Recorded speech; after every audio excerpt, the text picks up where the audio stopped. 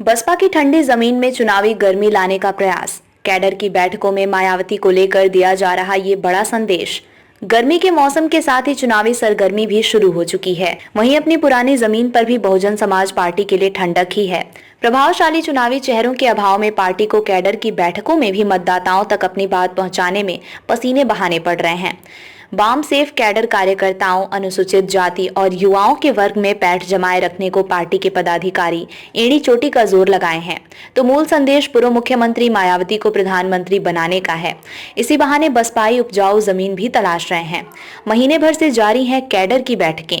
बसपा की गांव-गांव के अलावा शहरी कैडर की बैठकें महीनों से जारी हैं। पिछले दिनों सोहबतिया बाग स्थित संत रविदास मंदिर में वाम सेव शेडों की बैठक हुई, जिसमें प्रयागराज मिर्जापुर मंडल के मुख्य मंडल प्रभारी अशोक गौतम ने कहा था कि जब तक बहुजन समाज हुक्मरान नहीं बनेगा, तब तक अपने समाज और देश का विकास नहीं कर सकते। कहा था कि 2007 में जिस तरह से दमदार चुनाव लड़ा था, वैसा ही तस्वीर आगामी लोकसभा चुनाव में बनाना है। उधर ग्रामीण क्षेत्रों में हो रही कैडर की बैठकें मायावती को प्रधानमंत्री बनाने पर जोर दे रही हैं।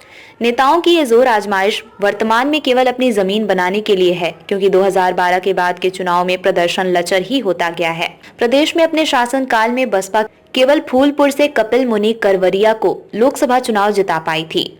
उसके बाद से पार्टी को निराशा का ही सामना करना पड़ा है। बसपा जिलाध्यक्ष आरबी त्यागी कहते हैं कि पहले के सभी चुनावों के आंकड़े एकत्र किए जा रहे हैं।